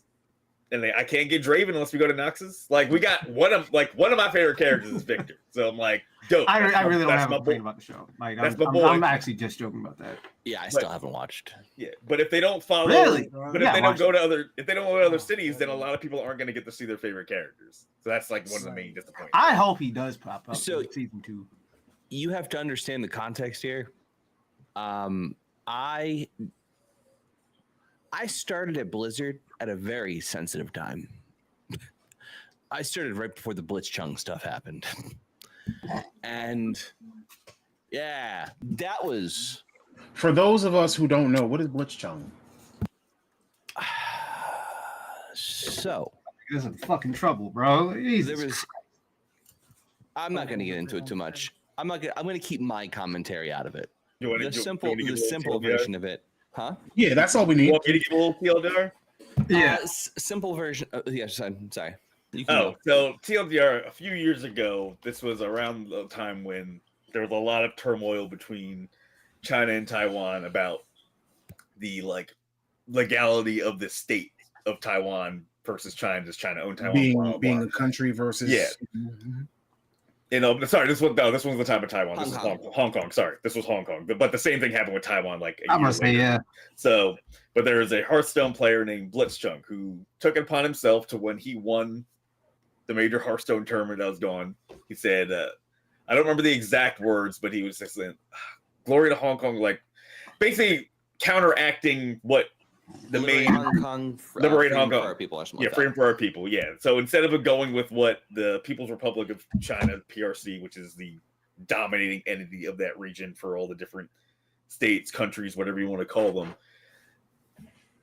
wasn't taken well that was said on live stream because of how much ties Blizzard has into working with China, which is but they never outright said that's why, but that's kind of what the internet went with saying.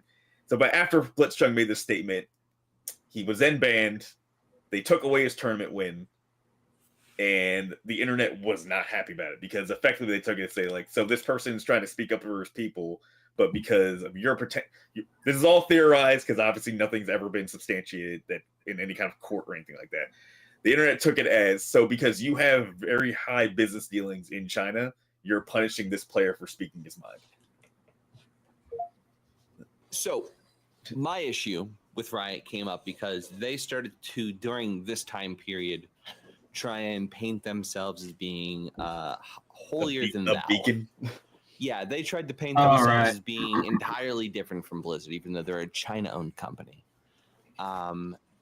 So there was no way in hell. The ramifications are what they were.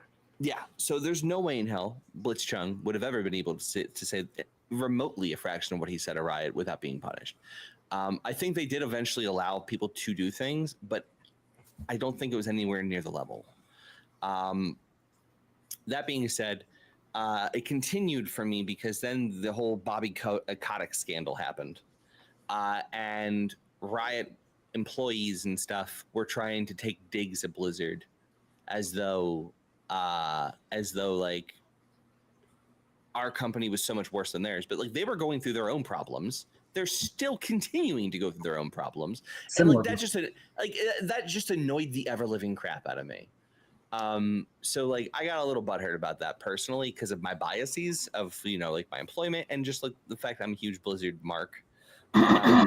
So that bothered me. I am getting over it now, so I'm probably going to be willing to watch Arcane soon. And I'll probably get back to playing League. It just took a while to get that foul taste out of my mouth because, god damn, that pissed me off. It was just I would be fine with it if they had cleaned up their house and they were actually a better place. And I'm sure they are a better place in a lot of cases. But you mean if they would have scraped the shit off their lawn before they took a shit on someone else's? 100%. I can't stand when game studios try and take shots at each other. It's so stupid. We're here to make video games. I understand you don't like corporate entities and stuff, but like, come the fuck on. We all work for corporate entities. If you work at Riot, you work for a corporate entity. If I work for Blizzard, I work for a corporate entity. If you're not working for an independent game studio, you work for the man. Like, it sucks. Typically. But like, that's the reality of it. Don't try slinging shit at us. Like, you have your own shit. I promise you. Like, just stop. Riot does. Riot does. Like, don't make me, like, don't put me in a position where like I feel bad about wanting to play your stuff, because like you make me feel bad about where I work occasionally. Like, and they've cleaned their stuff up recently in terms of like their employees don't do that anymore, and that time's over. I just hold grudges for a little bit, so I'm finally willing to let it pass. ABP, always be petty.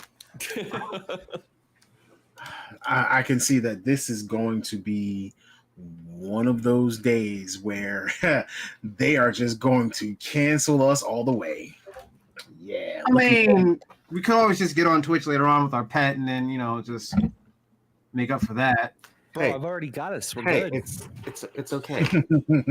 Okay. So act like nothing happened.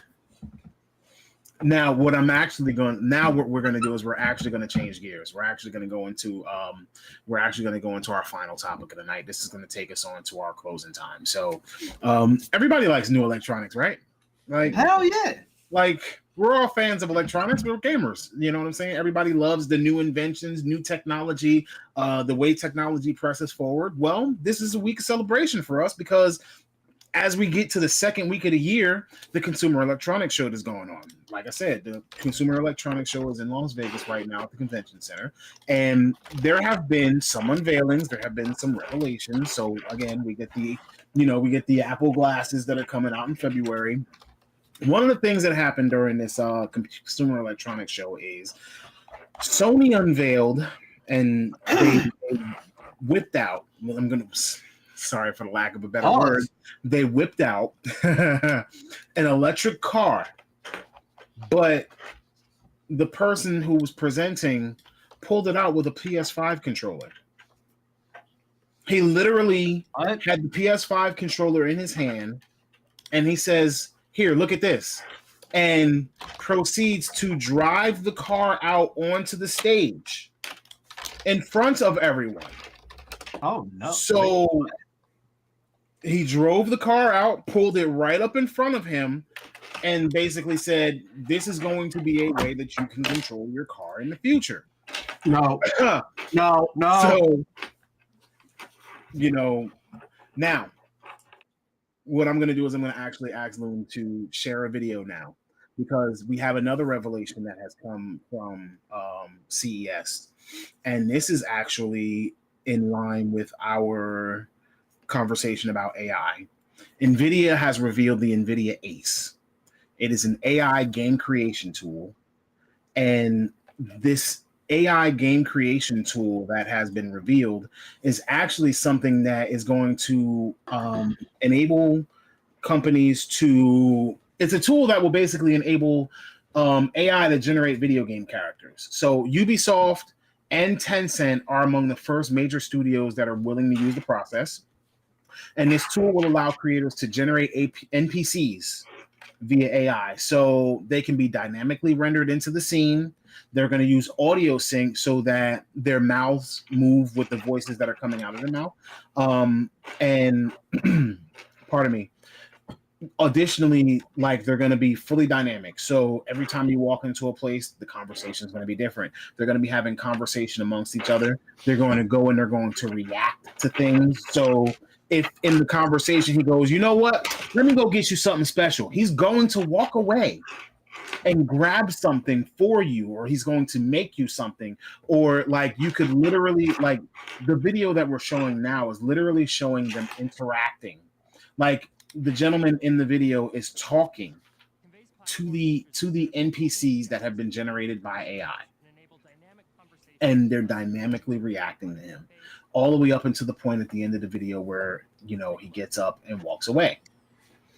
So I just wanted to kind of go into a little bit of detail about how we're progressing and how AI can change things, because if you look at it, this tool is actually minimizing some of the work that you have to do with creating your world or world building and your NPCs and interactions. You ever play something like Starfield or Cyberpunk, and every time that you talk to somebody, they just keep saying the same thing over and over again?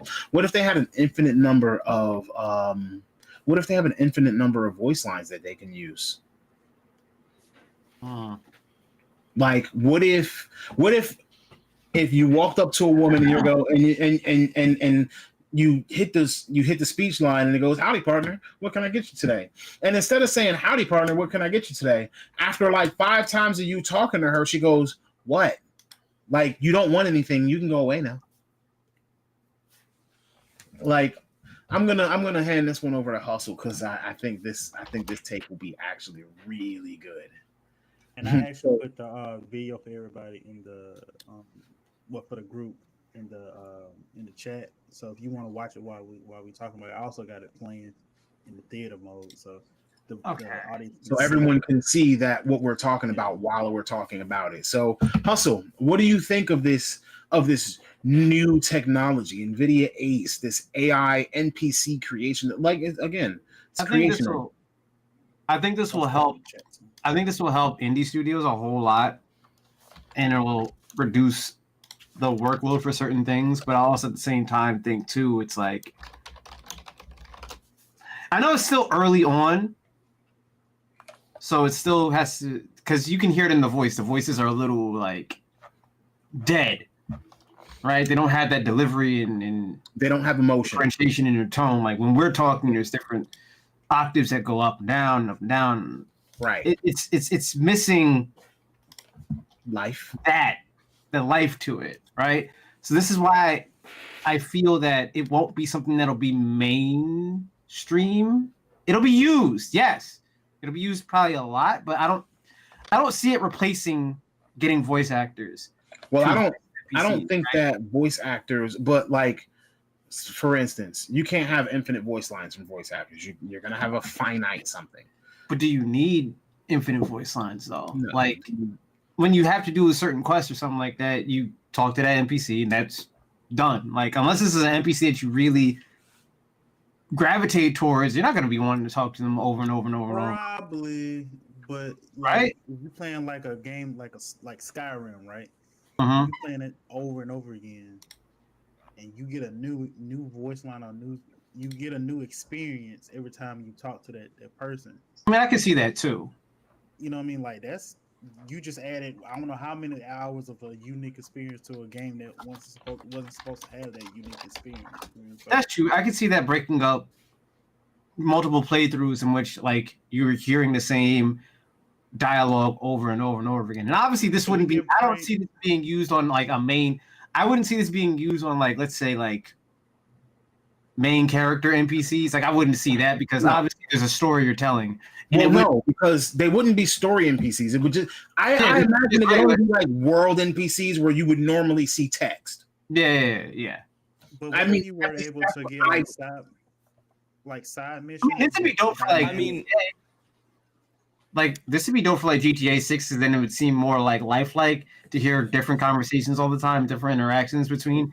I'm a fan of like when games do that, when they have their NPCs basically interact without me having to do it to initiate that conversation between them, because then it feels more lifelike. I mean, even the most recent Spider-Man, people were recording conversations of passerbys as they walked by in the street. Yeah, Cyberpunk's a good example of that too. Yeah. I was talking to Tones a little bit of this before the show. I'm really not all about this ACE stuff. I think this is where that ethics conversation comes in. Yeah, like that's an ethics conversation right there. I think, all right, so like taking a step back, as someone who just loves cool technology, I think ACE is freaking dope. I just don't know if the industry is ready for something like this yet, because of the ethics conversation. Again, slightly political, but not really. Our current system rewards rushing ahead without thinking about the consequences and trying to just use something to the max and not thinking about the real ramifications of that. It's the Jurassic Park conversation. Yeah. A lot of that, yeah. It's literally that.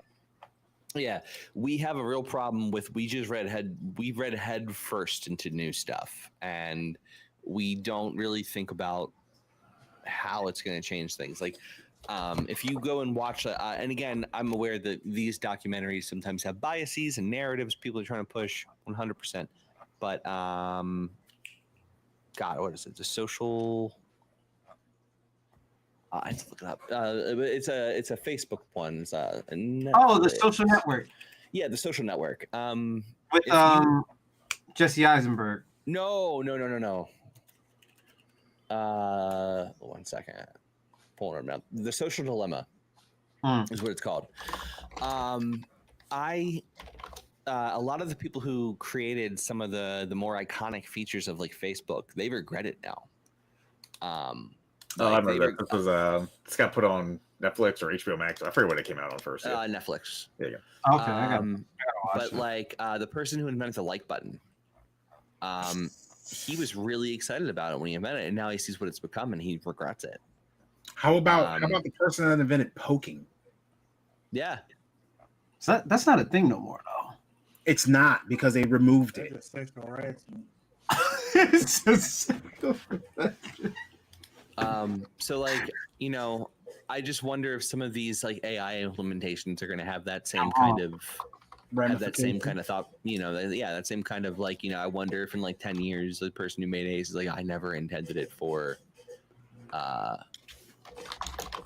it doesn't have that spark. Apex said that he had years-long poke wars, where somebody would poke him and he would just poke them back, and it would just be a poke back and a poke back and a poke back, years long. Yeah, that feature's gone. Yeah, it's like, you gotta get that. It's the same thing as getting the last word. Gotta get that last poke. But the thing with Ace, right? This to me doesn't feel like all right, when you play Cyberpunk 2077, you see that like the movement is fluid, the conversations feel natural. This doesn't. It feels so dead and like lifelike and dry. Yeah, it's today. Yeah, exactly. New today, technology today. as it learns. And I know it's new, but I know it's the new. whole point of it is it's going to like keep compounding on itself and learning. Yeah. Like it's going to get it's going to get a bit that initial robotics, but who knows? Maybe like whatever a year after this shit launches, it's going to be like, I thought that was a real ass person talking. I mean, think about more Midjourney was a year ago. Yeah. Midjourney last year versus today. What are they on version 6 now? Version 6 alpha, yeah. Like this stuff gets better incredibly fast. I showed him the same prompt from what was it, 2 years ago? 4 versus version 2 versus now. Yeah, same prompt, and it was like night and day difference. Like yes, yeah. Because Midjourney when it first came, because like it would have it. Well, when I was doing like photography references, like it wouldn't do hands right. Like every time I put it in, like it do a hell of a lot better now. Any artist will tell you for anatomy, drawing hands is one of the hardest fucking things to do. So it doesn't surprise me. AI can't do it artists. To the point where one of the most memorable Otakon experiences I think we have is being in the panel where the person who drew Alex from King of Fighters, I think it was. No, he did K-Dash. K-Dash. Sorry, K-Dash. Sorry, my apologies. Oh, go ahead. Sorry. No, I was gonna say the guy who drew K-Dash from King of Fighters, like he drew him with his hands in his pockets because he hates drawing freaking hands. Yeah, that's something that I would do. Hands in his pockets all the time. No, that dude was awesome. That was Otakon 07 or something like that. Yeah, something like that. So what if you played a game where the main character had their hands in their pockets 90% of the time? Would you automatically assume that was it? I would assume they didn't want to do the hands. Immediately, that was my first thought. Or I'm playing an Orange Cassidy game. Or you're playing a what? An Orange Cassidy game. Yeah. What's an Orange Cassidy game? The wrestler. Yeah, Orange Cassidy is a wrestler in AEW whose character is based off a Matthew Broderick character. I forget which one. Speaking of Matthew Broderick, we just had him at the Game Awards, didn't we? No. Oh no, that was his gimmick is that he just doesn't give McConaughey, please. He just doesn't give a crap. like he's just kind of like, meh, whatever. Like when they introduce him, it's like hailing from wherever, weighing whatever, and like his Tron in the back of him is just like a white background with like stick figures and like with like stick figures on it and whatever, and like national treasure. He's a national treasure, and like he just wrestles with his hands in his pocket. When he puts his hands in his pockets, it means that's him powering up and going Goku. Yeah, that's him going serious. Yeah. Like his hands go in his pockets, he's being serious. And he's like one of the best wrestlers on the roster.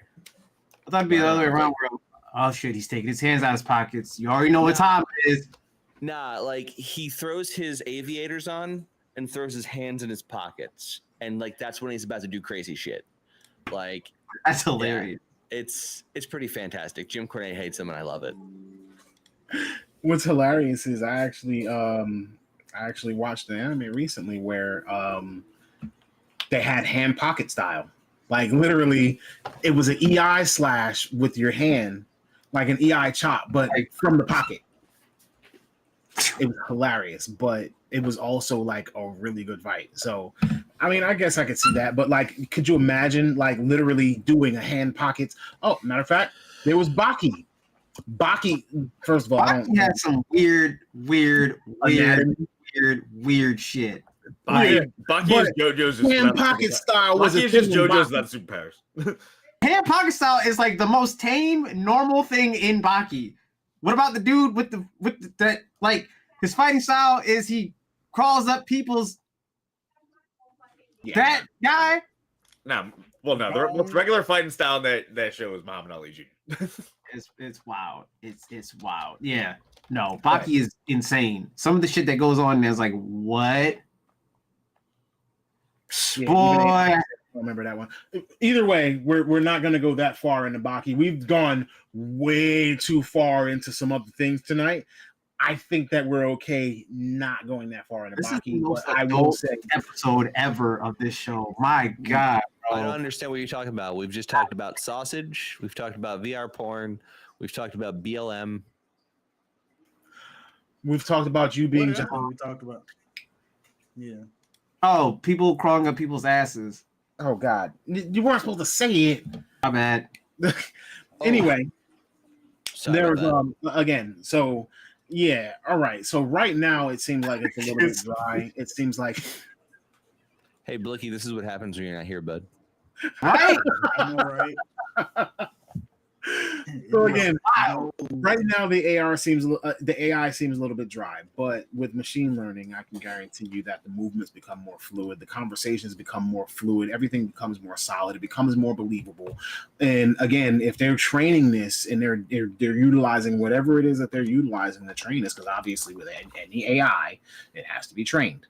We're talking Tencent, we're talking Ubisoft here. So even if they're using this tool, because like I said, they have signed up to use this portion of the tool in their game creation. So even if they're using this tool, it'll be a while yet before it's perfected. But again, we talked about AI and what it's going to do to the world and landscape of gaming. So I could see this changing how things happen. Hopefully it doesn't have a negative impact on jobs.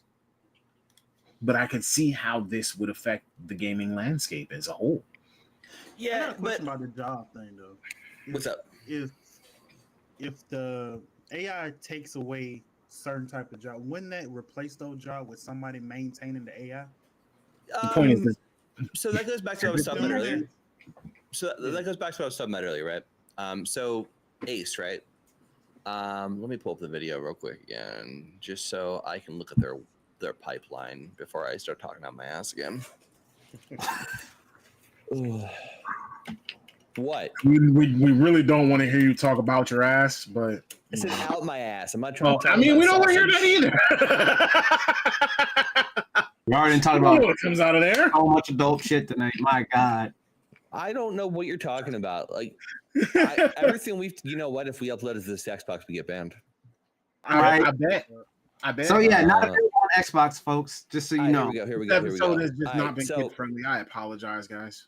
I really do. You know what? I try and keep things kid friendly normal, but y'all got me going. So here we are. Anyway, so we are. Listen, Here's man. why I don't get fined. Tell me about it. Beast mode. Anyway, yeah. So, like, you're not wrong. It does kind of replace jobs. But like, let's say a narrative team needed like 3 or 4 people. Like, let's go light on them. Like, let's go down to 2-3 people. Let's say they had 2 or 3 people who were responsible for writing all of the side dialogue, right? Once you have LLMs that are trained and you have prompt engineers who know what they're doing, excuse me, those 3 or 4 people can probably be reduced down to 1. So that's the loss of like 75% of that team, of that department. Yeah.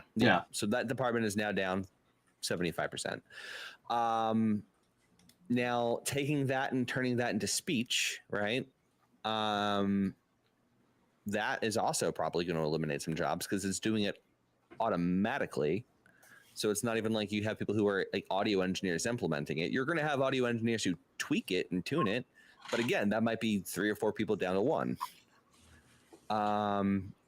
You know, and like audio and lip syncing, that's probably the job of 2 or 3 people. Might get taken down to like 1. So like, yes, there will still be a need for people. Yes, these jobs will evolve. It's just that there's going to be less opportunities at first, probably. Is my guess. I do think ultimately it's going to result in more jobs. But like, I don't know how long that's going to take, and I don't know how long it's going to take before we have enough people who know what they're doing with this stuff to fill these jobs. So yes, there will still be jobs. No, it will not eliminate all jobs, but I do think it's going to cut the workforce down by a little bit, at least at first. Okay. I mean, I effectively see the role of a human being is to continue to evolve and persevere. And, you know, as they try to make their lives easier, things get harder eventually, you know? So, yeah, I do think that it's going to open up a landscape for, if not more jobs in that same landscape, more jobs in that landscape doing something different. Yeah. So, like, think about it like this, right? Like, let's just switch gears for a second in thought process. Look at it like this. You are someone who, let's say you're 35, right? I'm about 37. Let's say you're 35. And since you were 12 years old, you have loved to write.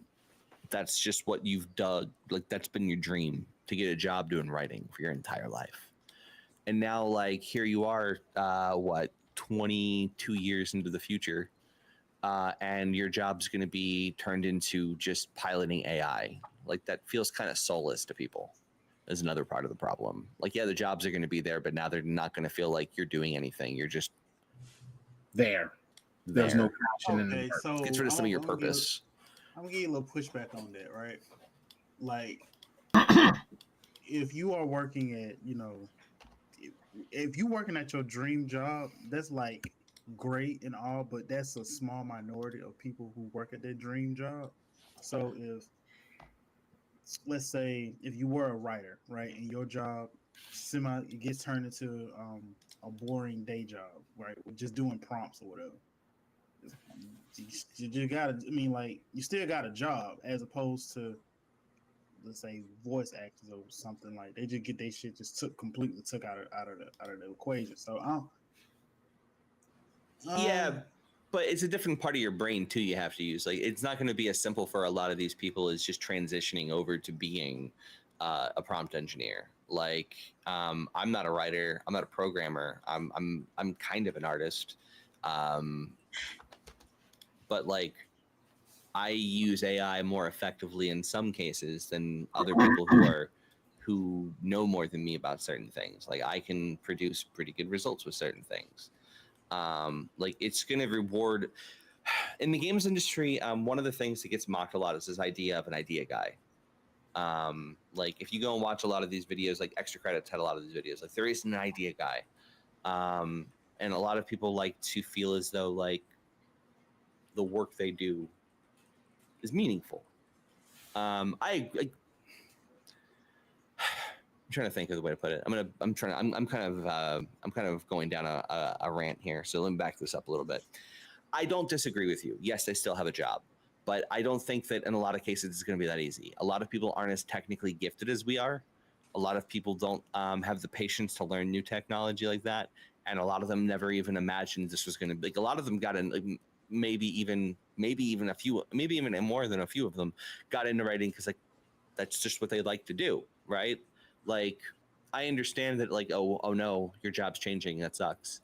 But like they may not have the skill set, they may have the aptitude, and they just might not have the will to do it. You know, like if they were gonna have to work with AI, they'd rather go work in retail. Yeah, I would rather do nothing. I would rather do almost anything more than work in retail again. Yeah, I'm being a little facetious. Retail, I don't, you know. No, it's just no. There's nothing like. Listen, like I'm like a 15-year retail veteran here. I love my retail employees. But like I'm just saying, like for a lot of them, they'd rather go back to that life than to just show up to an office and like push buttons all day.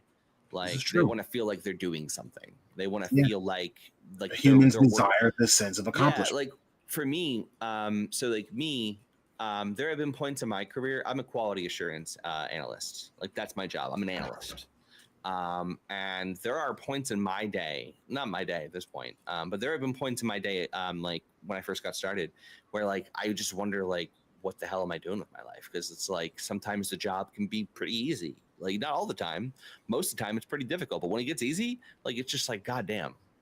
Like if my job were entirely piloted by AI. Like I would shoot myself. Like it would be awful. Like I would Minecraft myself. I'm sorry, YouTube. I'm joking. But no, like I would go crazy. I would lose my mind if I just came in and like AI was handling everything. It would be awful. So like I fall into the category of I would rather go work a sales job than pilot AI all day probably. Even though I love AI. Okay. I mean, that makes sense. I'm not even sure if I'm being truthful there with myself because, like, I love AI, so I'd probably be fine with it. But like, yeah, to think that one for a second, like, wait, hold on. I'm not even thinking myself. Actually, you know what? My bad. No, because like, you would be sitting there, you know, messing with it all day long. If nothing, I try and call myself on my shit. I feel you on that. When you said sales job, I was like, oh no, fuck that. I love. Listen, man, I enjoy talking to people. I enjoy like getting to know people's stories. People make me mad sometimes, but like the only thing I miss about doing sales is some of the rapport building. Yeah, like I met some cool people when I was doing sales, but it's like upper management suck ass. I have a hard time going after clubs and stuff and like bars or anything. Like I have a hard time making friends and meeting people. So like working in a sales job was like my one time where I actually got to meet different types of people all the time. That's the best way to get your social skills up. Yeah, it's like the only reason I know how to talk. Straight up. But as far as like the expectations that upper management expects and fucking goals and shit you gotta hit, fuck that. That shit sucked. Yeah, but putting a bow on this, I ultimately at the end of the day, I don't disagree with you in a lot of cases, right? Like I am someone who advocates for the use of AI in most cases. I can probably be even talked into liking ACE. It's just my initial upfront, like looking at the video, I'm like, ooh, this is the ethics conversation. But going back to what I said earlier, I think something like ACE is going to really empower independent game studios to deliver more epic experiences that they couldn't have on the budgets they have currently. I think these kinds of tools are the future of like how independent game studios can try and compete with AAA. I can see that. Because like even like those side conversations with like the Spider-Man people on the street, like would you really be that pissed off if AI were to take over those conversations? I would. Like, would I be pissed off? Well, you know, like, would people? Well, I know people. Yes, people who lose their job would absolutely be pissed off. Yes. Even if like, it was just an hour. You have to understand. It's still. You have to understand. Like, sorry. Oh no, go ahead. I'm done. You have to understand that kind of work might be like a year or two of someone's life. Like it's possible that someone worked on those lines for 2 years. Like all those different dialogues, all those different interactions. Like now, like if that job isn't there, what are they doing with their time? Like, where do they fit into the studio? Like, if they're getting stuff done faster, like, where do they fit into the studio? Like, is the studio going to make more projects now? Like, do you think the games industry really needs to have like Insomniac pumping out 5 games a year? Is that what we really want? I don't think so. I mean, if we can get them down to 2 games, 1 game every 2 years, that'd be good. But you know, for sure. But like, that's not how these people are going to work. Like, these studio heads are Sony's going to try and get them to pump out as many as they can, and once they have more AI, I'm sure Microsoft will try and get people to pump stuff out. But like, do we really need to have more games out there? Like, I guess is the good question with how expensive. It's hard to keep up with. It was hard to keep up with all the games that came out in 2023. Yeah, there's an anime that kind of actually went into this. You know, I mean, I know I'm referring back to anime again, but pretty much the girl opened up a game. She ended up going back in the past, helping to make certain games, this and that. And she was traveling back and forth between the past and the future. Ultimately, in the end of it all, she ended up kind of altering the future because she helped create a game in the past. And in the future that she came back to, all of the games were made by AI. And it was definitely not what she had expected.